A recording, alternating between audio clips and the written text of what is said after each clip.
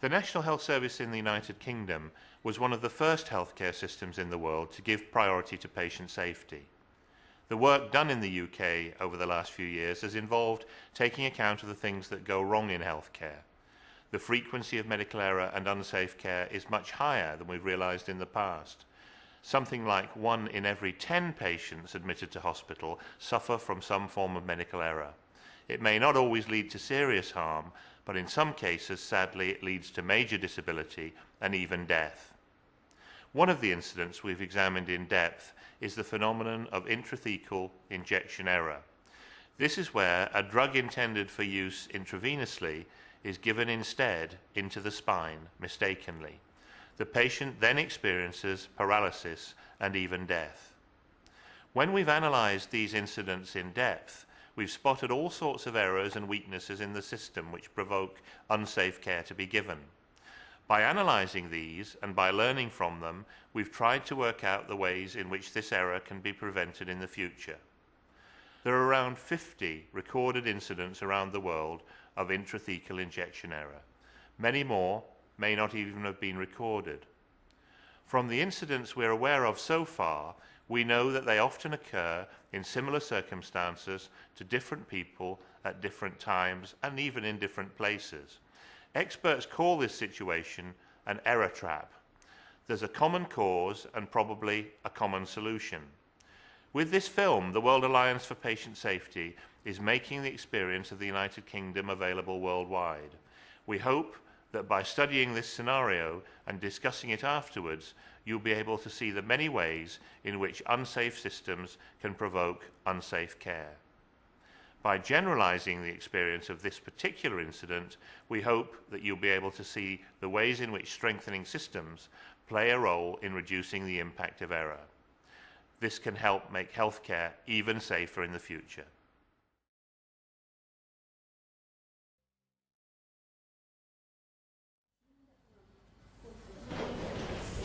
Oh, morning.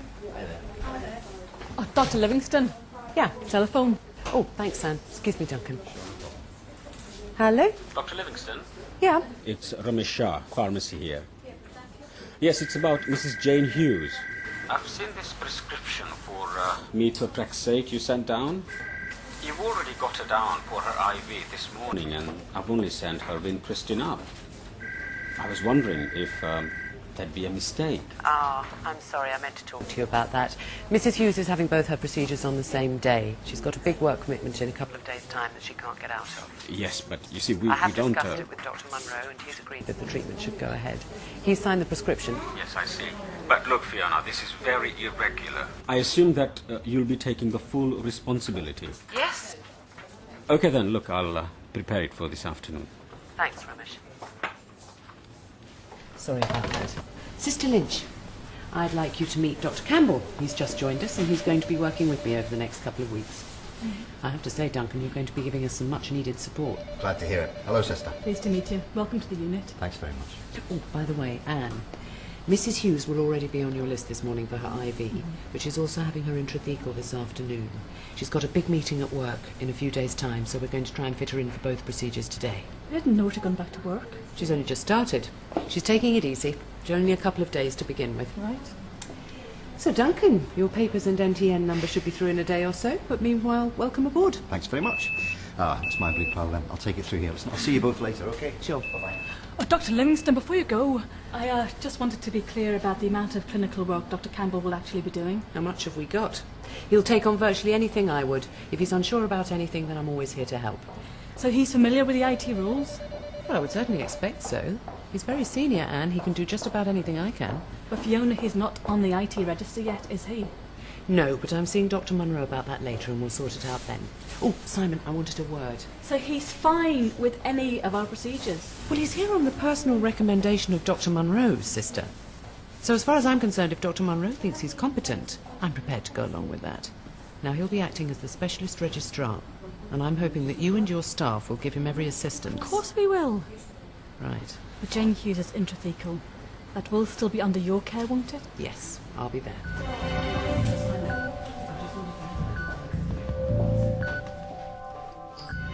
Hi, Abby. It's Jane Hughes here. Abby, I'm going to be late. I'm stuck in the most awful...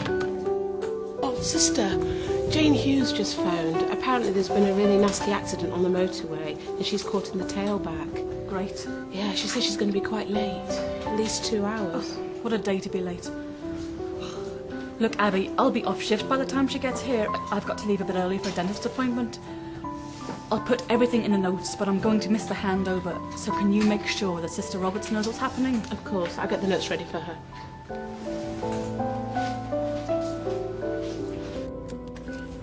All right, darling. You okay? Good boy. Being a really good boy. We'll be there soon.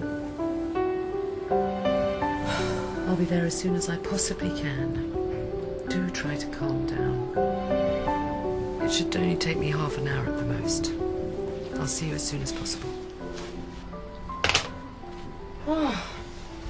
Is everything okay? Not really, sister, no. Actually, that was my mother on the phone. My father's had a coronary. I've got to get over to the general. Oh, I'm so sorry. Yes, obviously you must go. Thank you. Look, Dr. Campbell will cover for me. Could you show him around and take him through the notes when you get a chance? Yeah, I mean, I haven't had a chance to see the notes myself yet, but I'll do what I can. Oh, I'm sure we'll manage, don't worry. Just go and be with your father. I hope he's okay. Thanks. I'll call him later. Duncan. Yeah? Can you cover for me this afternoon? Sure. I'm sorry about the late notice. It's my father. He's had an MI and I want to be with him. Oh my God, I'm sorry. Of course, no problem. Thank you. I've asked Sister Roberts to go over a few things with you. I'm sure between you you'll manage fine. Sure. Good luck. Thank you.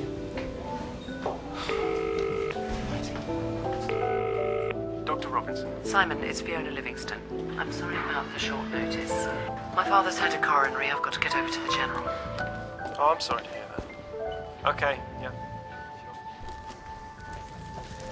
Excuse me, I'm Dr. Campbell, covering for Dr. Livingston today. Oh, hello, Dr. Campbell. Hi there. Listen, have you seen Sister anywhere? Sister Roberts?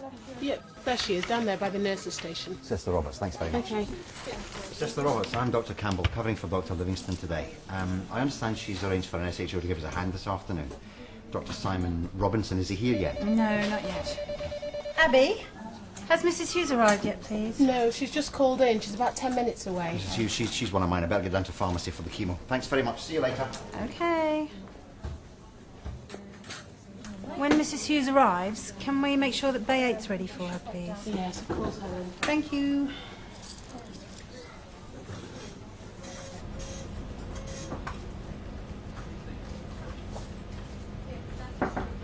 Come in. Hi. I've just come over from St Stephen's unit. I'm covering for Dr. Livingston. I've come to pick up the chemotherapy for Mrs. Jane Hughes, intrathecal methotrexate. She's under Dr. Monroe. All right. I don't know we've met, have we? Dr. Campbell, I'm Charlotte Green. Oh, And nice you'll to be see you. performing the procedure today, will you? Yeah, I will be, yeah. Right, I'll just check the register. Just procedure. I don't seem to have you down. Well, it should have been sorted out with Dr. Monroe by now. And I think that Dr. Livingston spoke to Mr. Shah earlier on. Okay, then. Sorry about this. Take a seat. Let's have a look on the database. It's Campbell, Duncan Campbell. I mean, it should be there. There's no question it should be there. I'm sorry, I'm just a bit pushed for time, that's all. Oh, yes, there you are. Sorry about this. Hello, pharmacy. Yes, that's right. And what's the patient's name again? Sure, that's fine. Be ready by 4 this afternoon, okay? Great, bye. It seems he's only just put you on the list. Now, your patient, would that be a Jane Hughes? Yeah, that's her. Right, I'll just check this is ready for you. Thanks.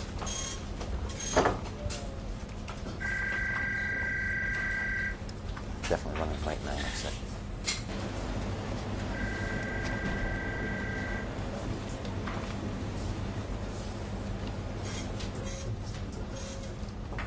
Here we are, Doctor. Methotrexate, 2 milligrams in 2 mils. Right. This is a pen.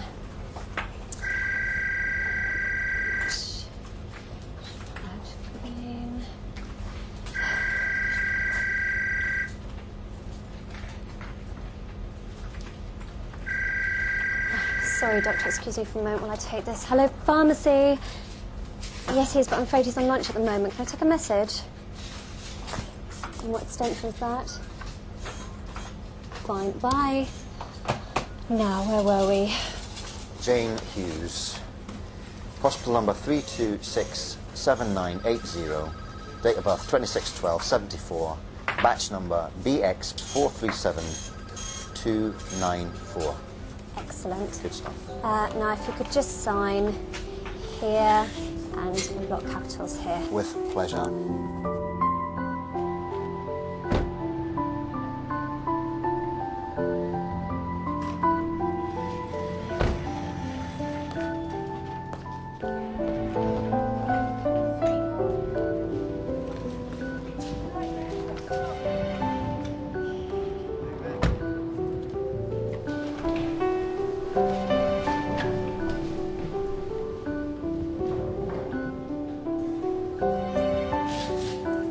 Bye-bye, sweetie.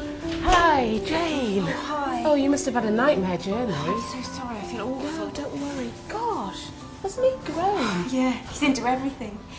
Where are we today, Abby? Well, I'm not quite sure what's happening today. They're having a few problems. But I'm pretty sure we're in Bay 8. Right. Yes, it's this one. Look, can I take your bag? Oh, thanks. Okay.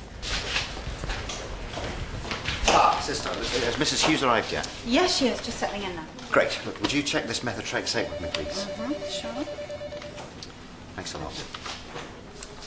Jane Hughes, hospital number 3267980.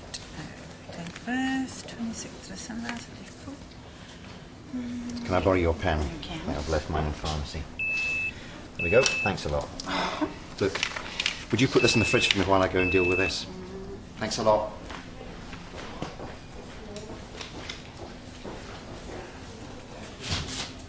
Hello, sister. Hi, Simon. Is Mrs. Hughes here yet? Yeah, she's just checking in now. Thanks for helping out. I've left her notes on the side and I'll be with you in a minute. No problem.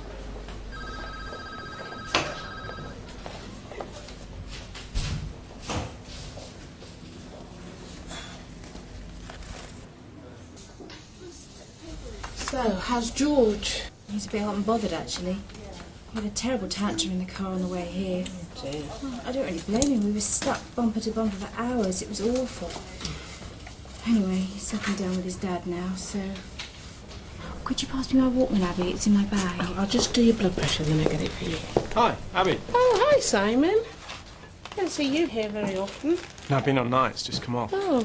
Oh, could you get James Walkman out of that bag for me, please? So, what can I do for you? Dr. Livingston asked me to give you a hand this afternoon. Seems like she's got her hands full. Oh, great. Sorry, Mrs. Hughes, isn't it? Yes. I'm Dr. Robinson. Hi. How are you feeling? Pretty awful, actually. I've been stuck in the car for hours. I'm so sorry to hold you all up. Oh, no problem. No problem at all. Right, Mrs. Hughes, I'm Dr. Campbell, covering for Dr. Livingston this afternoon. Hi, Dr. Campbell. I heard about her father. It's awful. Will he be all right? I'm sure he's in very capable hands. Ah, you must be Dr. Robinson. Thanks very much for helping us out at such short notice. No worries. Happy to help. Now, Mrs. Hughes, you understand what treatment you'll be having this afternoon? Yes, I do. Right, let's have a look at Mrs. Hughes' blood results then, shall we? Yep, that all looks fine. And the consent form? Yes, I have. Observations all right? Yeah, fine. Right, would you check the wristband with me, please?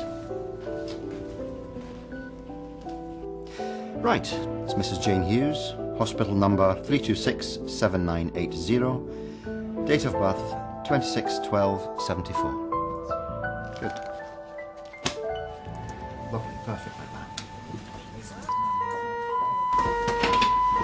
Can you get some help, please? Got to go, Dr. Campbell. If they need us, I presume they'll call. Let's just get on with this.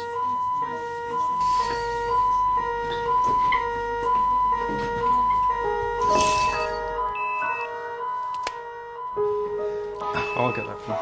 Great. Look, listen, before you do that, would you just check the local with me, then I'll prep the skin. Sure. Look, I've asked Dr. Campbell twice today to call me. Will you pass him a message, please? Yeah?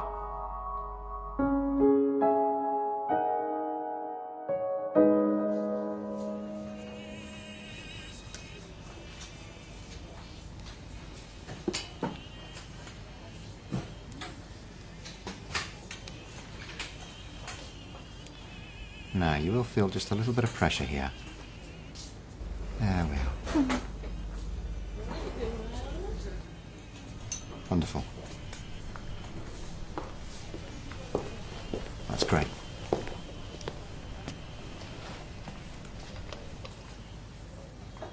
Anything important? I'm not sure, really. I've taken a message. There you go.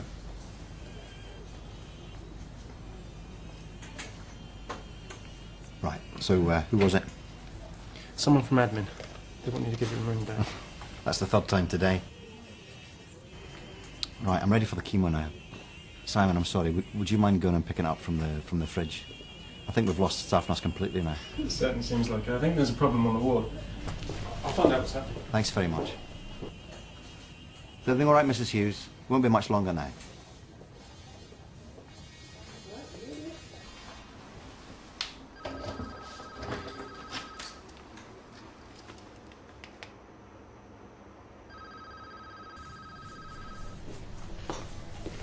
Here we are.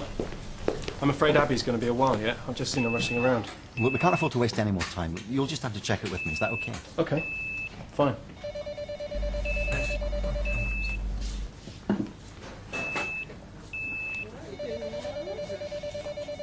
Jane Hughes. Yeah. Hospital number 326-7980. DOB 261274. Yeah. Expiry date 080903. Everything okay, Simon? Dr. Campbell? Yeah, everything's fine. Fine. I understand you've got a bit of a problem on the ward. Yes, I'm sorry. Staff nurse shouldn't be too much longer. Actually, we're nearly finished here now. Tell me, has my next IT patient arrived yet? Yeah, he's in the waiting room. I have explained we're running late. Can you check his blood results? They're not looking Okay, good. thanks. All right. Ignore it. Just ignore it.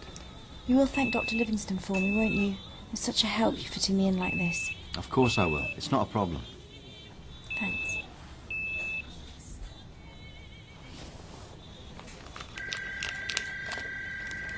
Is that okay? Okay, fine.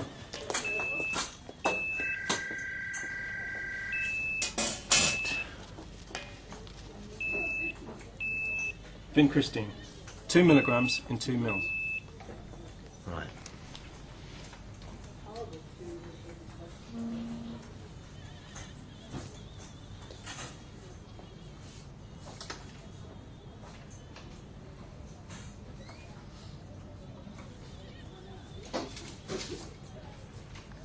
Okay, that's it.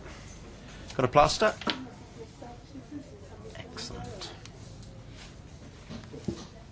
Okay.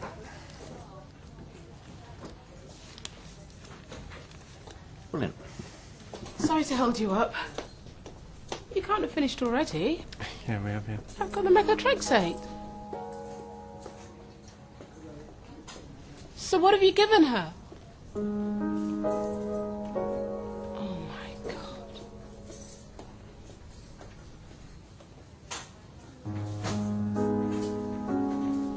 Can someone call Dr. Monroe, please?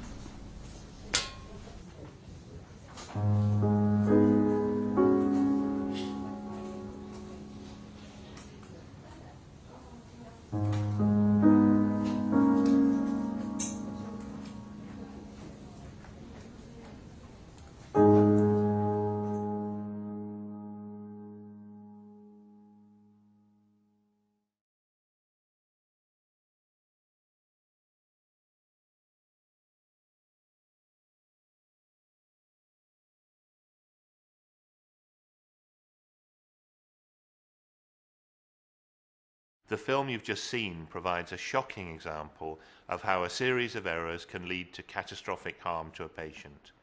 The first question you might like to ask is, who was responsible for this tragic outcome? The most obvious answer may be Dr. Campbell. He mistakenly injected vincristine into the patient's spine. However, I want you to consider a far more critical question. Why did Dr. Campbell find himself in such a position, sitting in front of a patient with an open spinal needle in their back, having been handed the incorrect and potentially lethal drug? In reality, Dr. Campbell's error was the final act in a chain of events, each of which, had it been identified at the time, may well have prevented this tragic outcome. It's therefore important to carefully review cases such as this. As much as possible, we need to do this without blaming the individuals involved. That's not to say that individuals should not be held accountable for their actions. However, although apportioning blame may be emotionally satisfying, it's likely to drive problems underground and impede an honest and far-reaching understanding of the risks. We need to address these risks to ensure the safe care of future patients. Let's return to the film and identify some of the factors that played a part in this error.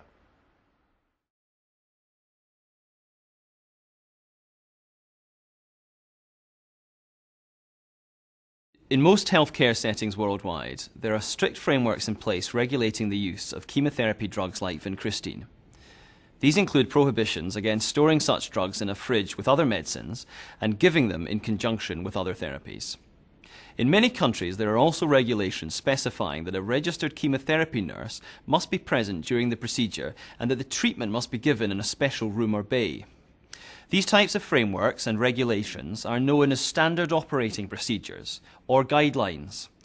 These standard operating procedures and guidelines apply widely and are not specific to the use of drugs like vincristine.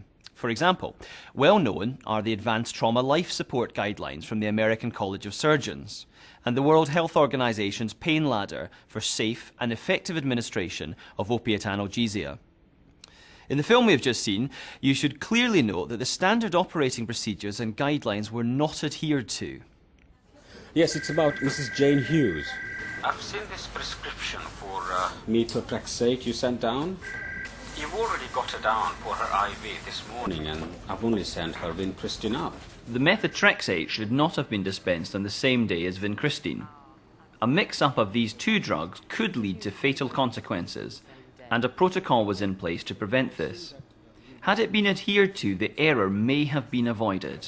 Okay then, look, I'll prepare it for this afternoon. Factors that may have led to the pharmacist breaking the protocol are many and varied. They include the pressure of work and a hierarchical management structure which does not encourage constructive questioning of the doctor in charge.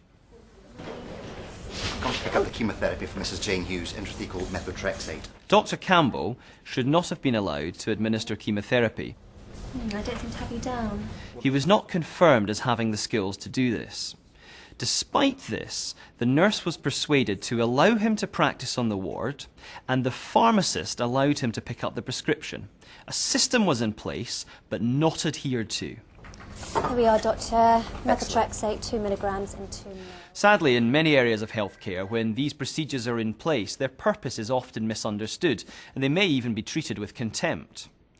Lack of organisational leadership, poor communication, high workloads, and inadequate education and training all contribute to the lack of adherence. Actually, standard operating procedures and guidelines can be a great protection against error. Their objective is to make patients and practitioners as safe as possible each and every time that a procedure or action is undertaken. Standard operating procedures do not destroy clinical autonomy or decision-making. Rather, they provide an evidence-based, agreed framework for protecting patients against error. Wherever possible, they standardise the procedures in place so that everyone understands their role and what is expected of them. Where standard operating procedures and guidelines are present, they must be adhered to. Where they are not in place, appropriate measures should be taken to establish them. We need to make sure we have an organisation-wide view of standard operating procedures and guidelines, so these essential components of safe care do not fall by the wayside. We need to see such procedures as the hallmark of professionalism and good patient care, rather than as an enemy. When standard operating procedures and guidelines are present, we need strong and visible leadership to ensure they are adhered to. For your organisation, ask yourself the following questions.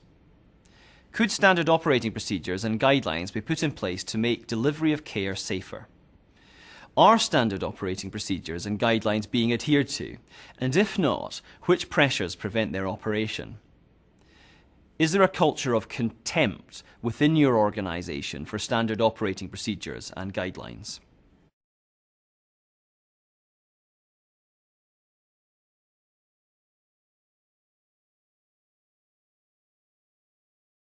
We can only really be sure that we're delivering safe care for patients if all the healthcare workers involved have received the right training and are up to date. A healthcare professional who has not received the appropriate training or guidance may feel under a lot of pressure to just do the job. There can be a lot of pressure to cope with the workload by operating outside their competence, especially for junior staff. Such staff may not be well placed to judge their own level of competence. They may be over or underconfident because of their limited experience. This is a potentially dangerous situation where errors can easily occur.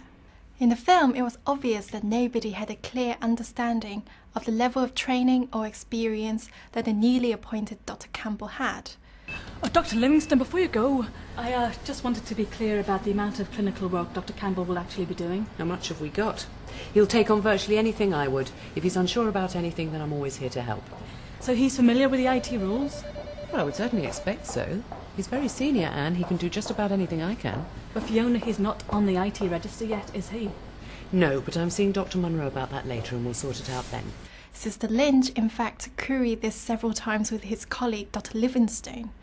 Despite this lack of clarity, Dr. Campbell was left in charge once Dr. Livingstone left the ward. Sister Roberts, I'm Dr. Campbell, covering for Dr. Livingstone today. A culture where healthcare workers help each other, especially when staff are stretched, may inadvertently increase the risk to patients. Often, many staff may not easily recognise the boundaries of their own expertise and experience. Poorly trained healthcare workers can be a major contributing factor, leading to adverse events. Many countries are good at ensuring a certain standard as part of undergraduate training. However, in many cases, the last assessment a healthcare professional faces is at their university or college. Assessments are not just about ensuring a certain and sustainable level of skill, knowledge, or competence. They're also a reflection of a wider culture of safe and effective practice. Education and training are critical components in the quest to improve patient safety. At the very least, all healthcare workers must understand the key concepts of patient safety. For those already in practice, programs must be developed to give them the skill to continue to practice safely. Most of all, healthcare professionals should know and understand safety procedures in their own local service context. In other high-risk industries, careful attention is paid to ensuring the ongoing competence of frontline staff. For example, a typical airline pilot would probably have something like 100 assessments of their competency over the course of their career. In some countries, doctors have none. For your organization, ask yourself the following questions. How do you know that the colleagues you work with have received the training they need to do their job well? Do you have a way of assessing colleagues you work with to ensure they're competent? Do you have a framework in place to ensure induction with local procedures? Do you know what you should do if you have concerns about the competence of your colleagues and the safety of their practice? Would you be supported in raising your concerns? And finally, how would you know if your healthcare system allowed an unskilled or untrained healthcare professional to practice?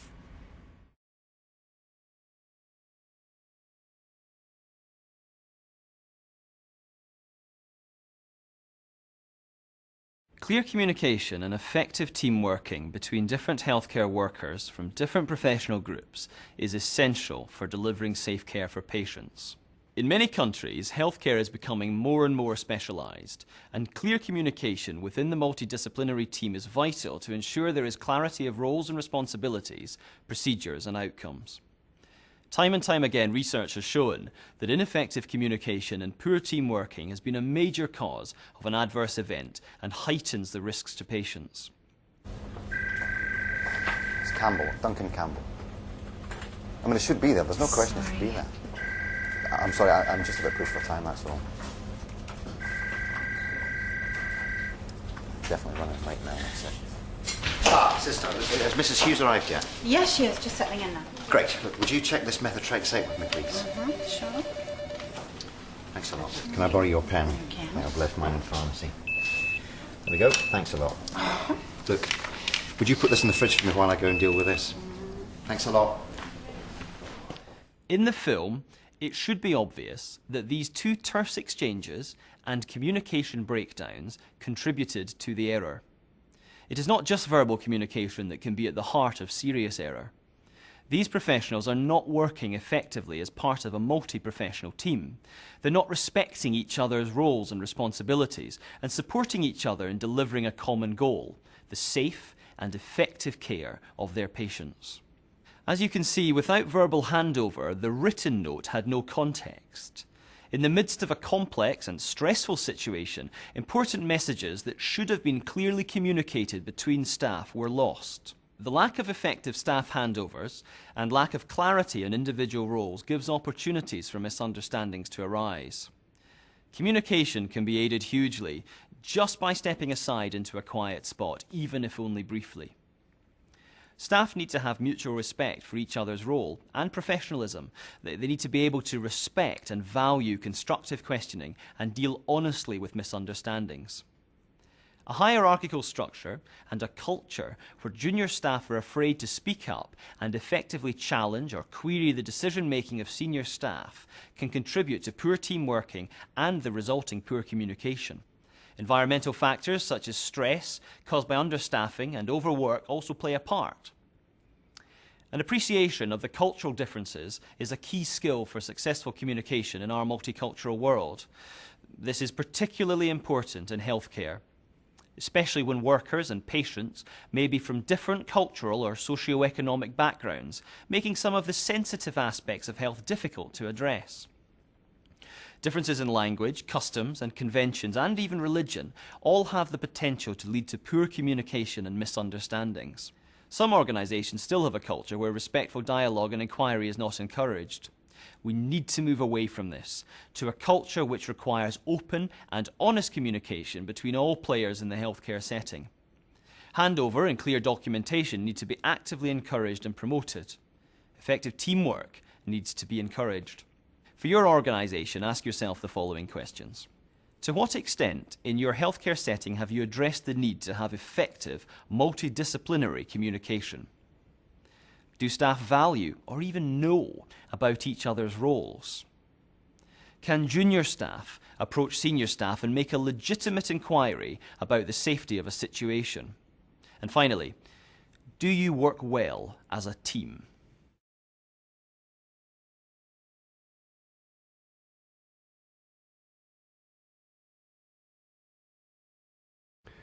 Correct labelling, storage and dispensing of medicines is vital to protect the patient against potentially lethal harm.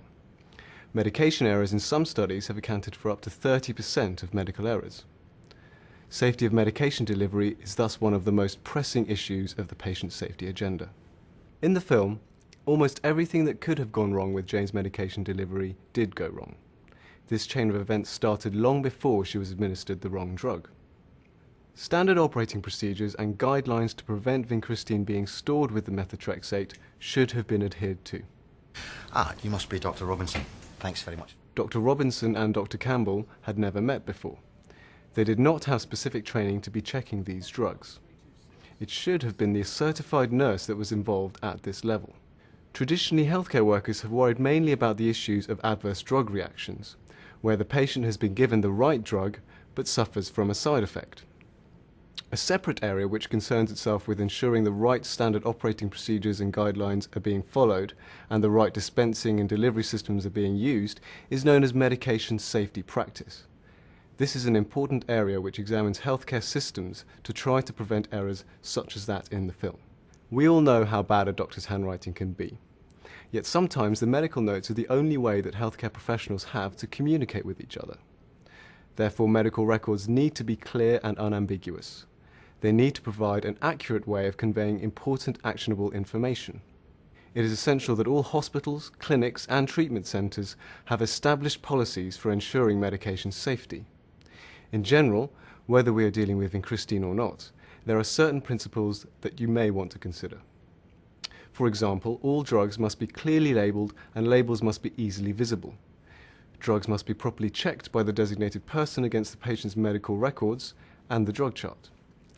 And for high-risk treatments like chemotherapy, drugs must only be given by nurses and doctors with specialised registered training. For your organisation, ask yourself the following questions. Are medical notes easily accessible? kept regularly up to date and easily legible? Do your procurement policies ensure consistency of drug purchasing and checking mechanisms to detect potential errors such as look-alike and sound-alike medications? And finally, do you have systems in place to ensure only those properly trained are able to be involved in the delivery of high-risk drugs?